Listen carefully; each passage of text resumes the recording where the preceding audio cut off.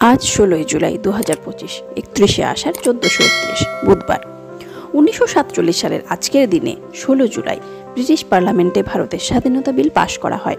1661 সালের আজকের দিনে স্টকহোমের ব্যাংক থেকে ইউরোপের প্রথম ব্যাংক নোট ইস্যু করা হয়। 1932 সালের আজকের দিনে ভারতের ইতিহাস, ঐতিহ্য, সংস্কৃতি বিষয়ক গবেষণা প্রতিষ্ঠান ইন্ডিয়ান রিসার্চ ইনস্টিটিউট প্রতিষ্ঠিত হয়।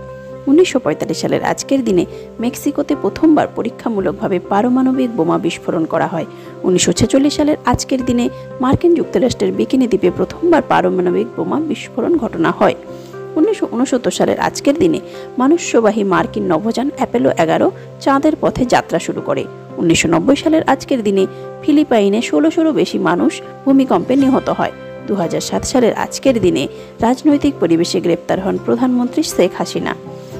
1878 সালের আজকের দিনে জন্মগ্রহণ করেন ভারতীয় জ্যোতির্বিদ রাধা গোবিন্দ চন্দ্র। 1909 সালের আজকের দিনে জন্মগ্রহণ করেন ভারতরত্ন স্বাধীনতা সংগ্রামী অরুণা আসফ আলী। 1942 সালের আজকের দিনে জন্মগ্রহণ করেন অস্ট্রেলীয় টেনিস খেলোয়াড় মার্গারেট কোর্ট।